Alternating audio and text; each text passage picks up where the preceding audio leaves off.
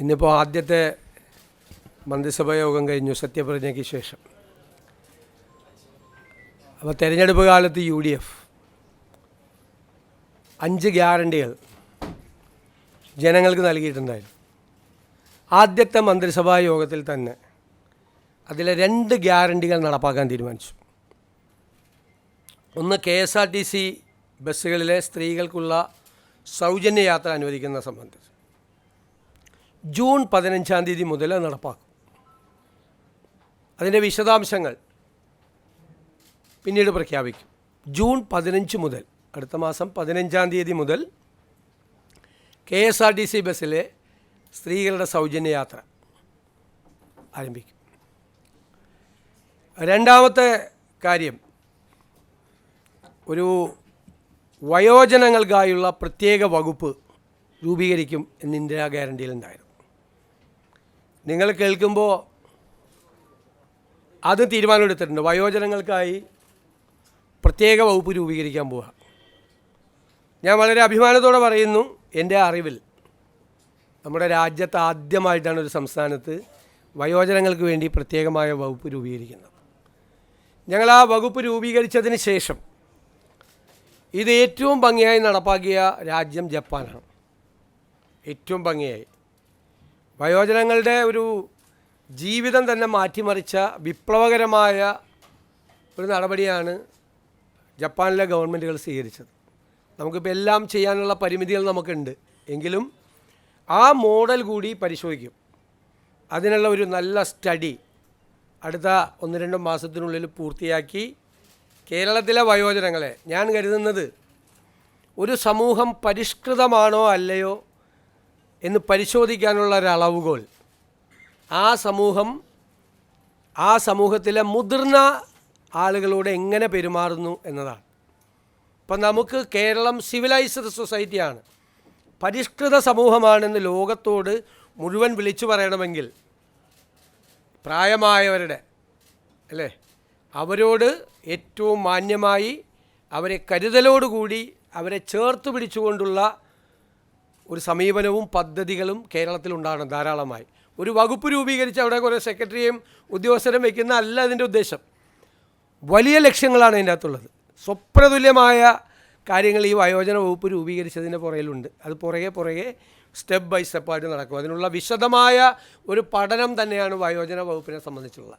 നമുക്ക് കേരളത്തിന് വലിയ താമസമില്ലാതെ ലോകത്തോട് മുഴുവൻ ഉറക്കെ വിളിച്ചു പറയാൻ പറ്റണം, ഞങ്ങളാണ് സിവിലൈസ് സൊസൈറ്റി, ഞങ്ങളുടെ പ്രായമായവരെ എങ്ങനെയാണ് നോക്കുന്നത് എന്ന് പറയണം. അതാണ്. അപ്പോൾ ആ 2 ഗ്യാരണ്ടി നടപ്പാക്കാനുള്ള തീരുമാനം എടുത്തിട്ടുണ്ട്.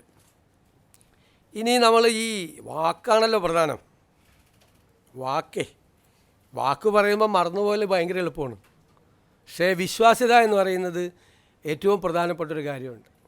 ഞാൻ തന്നെ ആശാ വർക്കർമാരുടെ പന്തലിൽ പോയി സമരം അവസാനിപ്പിക്കുന്നതിന് മുമ്പും സമരം അവസാനിപ്പിച്ച ദിവസം ഒരു വാക്ക് പറഞ്ഞിട്ടുണ്ടായിരുന്നു. ആദ്യത്തെ ക്യാബിനറ്റിൽ നിങ്ങളുടെ സഹായങ്ങൾ പ്രഖ്യാപിച്ചു തുടങ്ങും. എല്ലാം അവരാവശ്യപ്പെട്ട മുഴുവൻ കാര്യങ്ങളും ചെയ്യണമെന്ന് നമുക്കുണ്ട്. പക്ഷെ നിങ്ങൾക്കറിയാമല്ലോ, നമ്മളൊരു സമ്പദ് വ്യവസ്ഥയെക്കുറിച്ചുള്ള ഒരു പഠനങ്ങളൊക്കെ നടക്കുന്നേ ഉള്ളൂ. എങ്കിലും ആദ്യഘട്ടത്തിലായി അവർക്ക് 3000 രൂപയുടെ വർധനവ് പ്രഖ്യാപിക്കുകയാണ്. ആദ്യത്തെ ക്യാബിനറ്റ് യോഗം തീരുമാനിച്ചു. റിട്ടയർമെൻറ്റ് ബെനഫിറ്റിനെ സംബന്ധിച്ചിട്ടുള്ള യോഗം അടുത്ത 1 മാസത്തിനുള്ളിൽ തന്നെ അതുകൂടി തീരുമാനിച്ചു പ്രഖ്യാപിക്കും. കാരണം അതിൻ്റെ കുറച്ച് ഫിനാൻഷ്യൽ ലയബിലിറ്റിയും മറ്റ് കാര്യങ്ങളെക്കുറിച്ചുള്ള റിപ്പോർട്ടുകൾ വളരെ പെട്ടെന്നല്ലേ, നമ്മളിപ്പോൾ ചാർജ് എടുത്താലേ നമുക്കിതൊക്കെ ചോദിക്കാൻ പറ്റുള്ളൂ. അതൊക്കെ വരാനുള്ള ചില കാലതാമസങ്ങൾ കൊണ്ട് മാത്രമാണ്. അപ്പോൾ അവരോട് പറഞ്ഞ വാക്കുകൾ തീർച്ചയായിട്ടും പാലിക്കും. ആദ്യഘട്ടത്തിലാണ് 3000 രൂപ വർദ്ധിപ്പിക്കുന്നത്. റിട്ടയർമെൻറ്റ് ബെനിഫിറ്റിൻ്റെ കാര്യം ഒരുപാട് തീരുമാനിപ്പിക്കും. കുറച്ചുകൂടി കഴിയുമ്പോൾ അടുത്തൊരു ഘട്ടവും കൂടി പ്രഖ്യാപിക്കും. ഇപ്പോൾ നമുക്ക് ഉള്ളത് 9,000 രൂപയാണ് ഇപ്പോൾ ഉള്ളത്. അത് 12,000 രൂപയാവും ഇപ്പോൾ. പിന്നെ അംഗൻവാടി ജീവനക്കാരുടെ, വർക്കർമാർ, ഹെൽപ്പർമാർ, അവരുടെ പ്രശ്നങ്ങൾ നമുക്കറിയാം. ഞാൻ തന്നെ നിയമസഭയിൽ അവതരിപ്പിച്ചിട്ടുണ്ട്, ഞങ്ങൾ തന്നെ നിയമസഭയിൽ അവതരിപ്പിച്ചിട്ടുണ്ട്. അവരുടെ കാര്യം മറന്നുപോയിട്ടില്ല എന്നവരെ ഓർപ്പിക്കാൻ കൂടി വലിയ തുകയൊന്നുമല്ല, 1000 രൂപ അവരുടെ വരുമാനത്തിൽ വർദ്ധിപ്പിക്കാൻ. വലിയ തുകയൊന്നുമല്ലത്. അവർക്ക് 14,500 രൂപയും 15,000 രൂപയുടെ നിലവിൽ കിട്ടുന്നത്. അതിനോടൊരു 1000 രൂപ കൂടി. സാമ്പത്തിക സ്ഥിതി കുറച്ചുകൂടി മെച്ചപ്പെടുമ്പോൾ അവരുടെ കാര്യം മറന്നുപോകില്ല, നിങ്ങളുടെ കാര്യവും ഞങ്ങളുടെ ഓർമ്മയിലുണ്ട് എന്ന പാവങ്ങളോടുള്ള ഒരു മെസ്സേജാണിത്. 1000 രൂപ കൂട്ടിയത് നിങ്ങൾ ഞങ്ങളുടെ മനസ്സിലുണ്ട് എന്നുള്ളൊരു മെസ്സേജ്, സന്ദേശം അതാണ്. പിന്നെ സംസ്ഥാനത്തെ പാചക തൊഴിലാളികളുടെ വേതനം വളരെ മോശമാണ്. അവർക്കും അതുപോലെ തന്നെ ഒരു 1000 രൂപ നമ്മൾ വർദ്ധിപ്പിച്ചിട്ടുണ്ട്.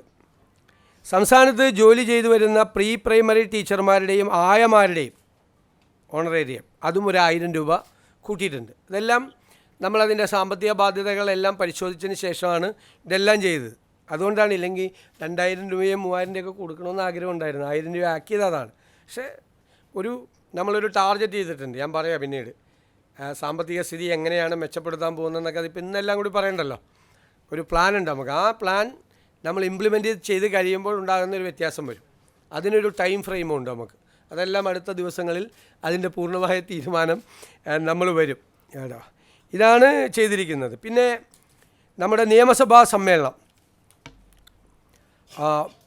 മെയ് 21 MLA-മാരുടെ സത്യപ്രതിജ്ഞ നടത്താനും 22 സ്പീക്കറെ തിരഞ്ഞെടുക്കുന്നതിനുമായി നിയമസഭയുടെ ഒരു പ്രത്യേക സമ്മേളനം വിളിച്ചു ചേർക്കാൻ ബഹുമാനപ്പെട്ട ഗവർണറോട് ഞങ്ങൾ ശുപാർശ ചെയ്തിട്ടുണ്ട്. അങ്ങനെയാണെങ്കിൽ അതിൻ്റെ അംഗീകാരം കിട്ടുന്നതനുസരിച്ച് മെയ് 29 ഗവർണറുടെ നയപ്രഖ്യാപന പ്രസംഗം കൂടി ഉണ്ടാവും.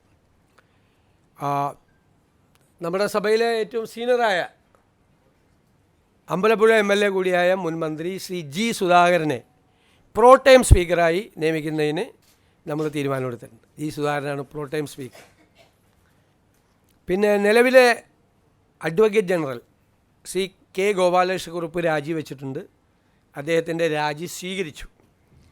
അഡ്വക്കേറ്റ് ജയ്ജു ബാബുവിനെ അഡ്വക്കേറ്റ് ജനറലായി, സീനിയർ അഡ്വക്കേറ്റാണ് ഹൈക്കോടതിയിലെ സീനിയർ അഡ്വക്കേറ്റ് ശ്രീ ജയ്ജു ബാബുവിനെ അഡ്വക്കേറ്റ് ജനറലായി നിയമിക്കാൻ തീരുമാനിച്ചു. അതുപോലെ director general of prosecution Shri TA ഷാജിയുടെ രാജി സ്വീകരിച്ചു. Shri T. Asaf Ali, advocate T. Asaf Ali, അദ്ദേഹം നേരത്തെയും ഡയറക്ടർ ജനറൽ ഓഫ് പ്രോസിക്യൂഷൻ ആയിരുന്നു പണ്ട് ഉമ്മൻചാണ്ടി സർക്കാരിൻ്റെ കാലത്ത്. അദ്ദേഹത്തെ ഡയറക്ടർ ജനറൽ ഓഫ് പ്രോസിക്യൂഷൻ ആകാൻ വേണ്ടിയിട്ട് തീരുമാനമെടുത്തിട്ടുണ്ട്. പിന്നീട് വളരെ പ്രധാനപ്പെട്ട തീരുമാനം, നമ്മൾ ombudsman, state election commissioner, PSC members, information commissioner തുടങ്ങിയ കാര്യങ്ങളിൽ തീരുമാനമായിട്ടില്ല. അപ്പോൾ അത് പുതിയ മന്ത്രിസഭ, പുതിയ ഗവൺമെൻറ് അത് അറിയിക്കും എന്ന് ഗവർണറെ അറിയിക്കാൻ തീരുമാനിച്ചിട്ടുണ്ട്. 15/12/2023 ഈ നവകേരള സദസ്സിൻ്റെ പരിപാടിയുടെ ഭാഗമായി അന്നത്തെ മുഖ്യമന്ത്രി ആലപ്പുഴ ജില്ലയിൽ എത്തിയപ്പോൾ റോഡരികിൽ പ്രതിഷേധം നടത്തിയ 2 പേർക്കെതിരായി മുഖ്യമന്ത്രിയുടെ ഗൺമാന്മാരായ ആളുകൾ വളഞ്ഞിട്ട് ആക്രമിച്ച സംഭവം കേരളത്തെ നടുക്കിയൊരു സംഭവം ഉണ്ടായിട്ടുണ്ട്. ഒന്നും മറക്കാൻ പറ്റുന്നില്ല. അതിൽ അല്ലേ നമ്മളതിൻ്റെ രാഷ്ട്രീയ പ്രതികാരത്തിനൊന്നും അല്ല പോകുന്നത്. ബഹുമാനപ്പെട്ട ആലപ്പുഴ മജിസ്ട്രേറ്റ് കോടതി നവംബർ 8, 2024 ഒരു ഉത്തരവിട്ടിട്ടുണ്ട്. എന്താണ് ഉത്തരവ്? അതൊരു അന്വേഷണം നടത്തണം, പുനരന്വേഷണം നടത്തണം. കാരണം ഇവർ പറഞ്ഞത് ഒരു തെളിവും ഇല്ല എന്നാണ് പറഞ്ഞത്.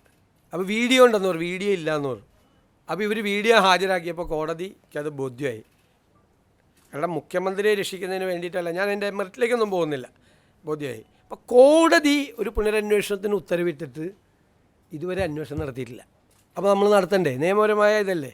അതുകൊണ്ട് അതിനൊരു സ്പെഷ്യൽ ഇൻവെസ്റ്റിഗേഷൻ ടീം ആ കേസ് അന്വേഷിക്കും. ഇത്രയാണ് തീരുമാനങ്ങൾ. പിന്നെ മഴക്കാല പൂർവ്വ പ്രവർത്തനങ്ങൾ നടത്തുന്നതിന് വേണ്ടിയിട്ടുള്ള നടപടിക്രമങ്ങൾ ക്യാബിനറ്റ് പരിശോധിച്ചിട്ടുണ്ട്. അത് കുറേ കൂടി മെച്ചപ്പെടുത്തി കുറേ കൂടി വേഗത്തിലാക്കുന്നതിന് വേണ്ടിയിട്ടുള്ള നടപടികൾ കൂടി അത് സ്വീകരിക്കും. അടുത്ത മന്ത്രിസഭാ യോഗം ബുധനാഴ്ച ക്രമം അനുസരിച്ച്, ഇതൊരു കൺവെൻഷനലായിട്ട് ചേരുന്നതാണ്, അടുത്തതും അത് ചെയ്യും. ഇതൊക്കെയാണ്